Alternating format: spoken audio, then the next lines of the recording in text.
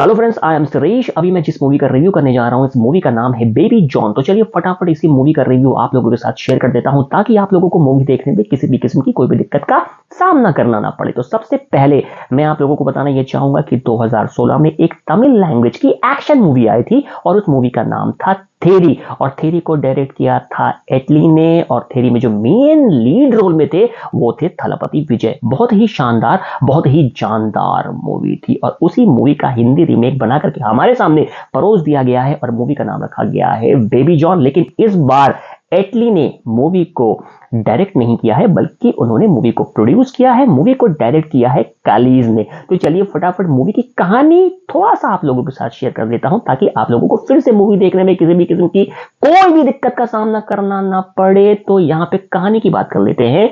वरुण धवन अपनी बेटी के साथ केरला के एक छोटे से गांव में रहता है। उसका एक पास्ट होता है, उसके साथ एक ट्रेजेडी हो चुकी होती है जो कि करने वाले होते हैं मूवी में जो मेन विलन है जैकी श्रॉफ। अब जैकी श्रॉफ और उनका क्या 36 का आंकड़ा होता है, इसके लिए आपको मूवी देखने की जरूरत पड़ेगी। और अगर आप लोगों ने थेरी मूवी देखी होगी तो मूवी की कहानी आप लोगों को ऑलरेडी पता ही है। एंड में फिर से आकर के जैकी श्रॉफ की यहाँ पे एंट्री होती है और फिर से वो पंगा लेते हैं यहाँ पे वरुण धवन के साथ और दोनों के बीच में फाइटम फाइटी होती है और ऑब्वियस सी बात है यहाँ पे जैकी श्रॉफ मारा जाता है। अब उन दोनों के बीच की कहानी क्या है, वो पूरा सिस्टम क्या है, इसके लिए आपको मूवी जाकर के देखने की जरूरत पड़ सकती है। एंड में सलमान खान का थोड़ा सा कैमियो डाल दिया गया है। अब मुझे नहीं पता कि ये कैमियो यहाँ पे डाला क्यों है।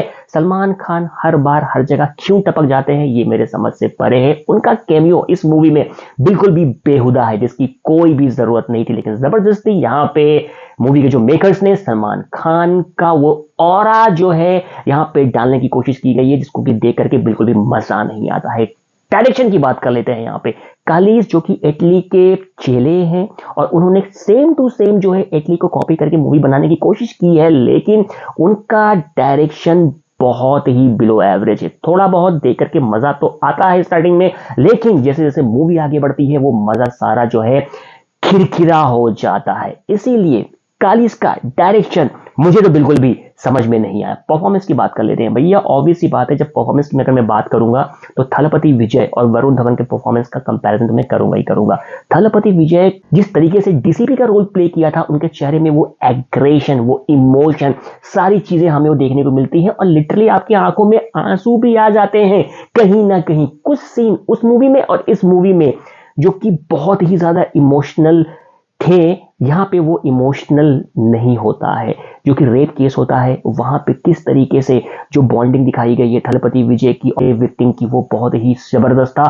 देख करके हमारे आंखों में आंसू आ जाते हैं, लेकिन वो कनेक्शन, वो इमोशन हमें यहाँ पे बेबी जॉन में बिल्कुल भी देखने को नहीं मिलता है। वरुण धवन के चेहरे पे वो एक जो चॉकलेटी बॉय वाला इमेज है वो जा ही नहीं रहा है। वो एक्शन करने की कोशिश करते हैं लेकिन उन पे बिल्कुल भी सूट नहीं करता है। वो अभी भी एज अ लवर बॉय ही हमें दिखते हैं। वो पुलिस ऑफिसर का जो एक ऑरा होना चाहिए जिसको कि देख करके सामने वालों के पसीने छूट जाए, वो उन्होंने यहाँ पे क्रिएट ही नहीं कर पाए। थलपति विजय को देख करके बहुत मजा आया था यार। उनका एक एक फाइटिंग सीन, उनका इमोशन, वो हर एक चीज जो है हर बार हमें ताली बजाने के लिए मजबूर करता था। लेकिन यहाँ पे वरुण धवन ने बहुत बहुत बहुत बहुत बुरी तरीके से निराश किया है। बिल्कुल भी मजा नहीं आया है। पहली बार उन्होंने एक्शन किया है लेकिन वो एक्शन उनका जो है बिल्कुल भी देख करके आपको सेटिस्फैक्शन तो आपको बिल्कुल भी नहीं होने वाला है। इसके अलावा अगर मैं बात करूं वामिका गब्बी की, वो इस मूवी में क्यों है नहीं समझ में आया। कहां से आती है, कहां को जाती है, क्या करने आई है, समझ से परे है। कीर्ति सुरेश का ये पहला हिंदी मूवी है। ठीक ठाक उन्होंने काम किया है, जितना भी उनको काम दिया गया था उन्होंने ठीक तरीके से यहाँ पे निभाया है।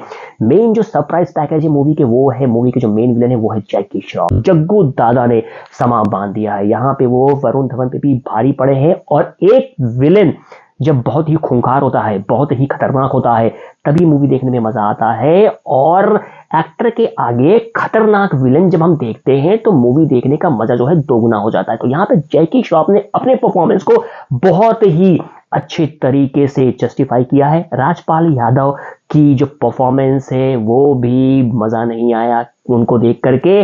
और बाकी जितने भी कलाकार हैं क्यों थे, कहां से आए, नहीं समझ में आया। जैसा कि मैं ऑलरेडी बता चुका हूं, सलमान खान का कैमियो जबरदस्ती का रख करके मूवी का जो है सत्यानाश कर दिया है। अगर नहीं भी होता तो कोई बहुत बड़ी बात नहीं होने वाली थी।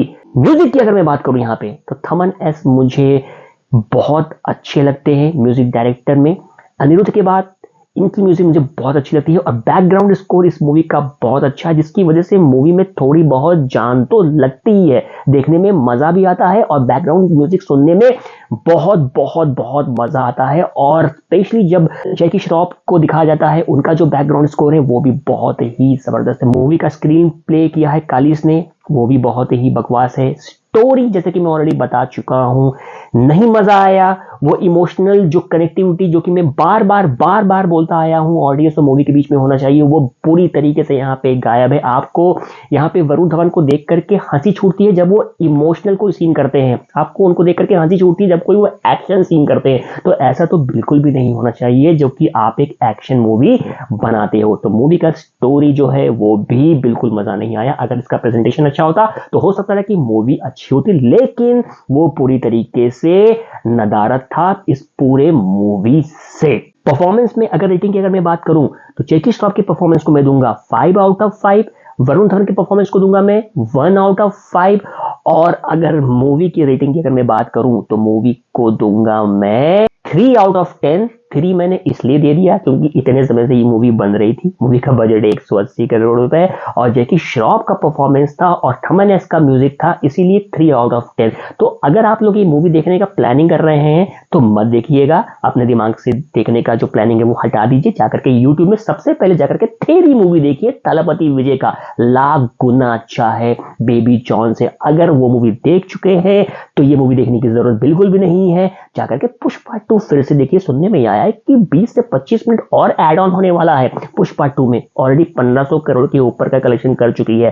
तो बेबी जॉन मेरे हिसाब से एक फ्लॉप मूवी है और अगर देखने का प्लान कर रहे हैं तो ड्रॉप कर दीजिए और पुष्पा 2 या फिर थेरी मूवी जाकर के देखिए अगर आप लोगों ने नहीं देखा है। लेकिन बने रहिए मेरे साथ ताकि इसी तरह से अच्छे अच्छे रिव्यूज और वीडियोस आप लोगों के लिए बनाता रहूं और आपका प्यार पाता रहूं।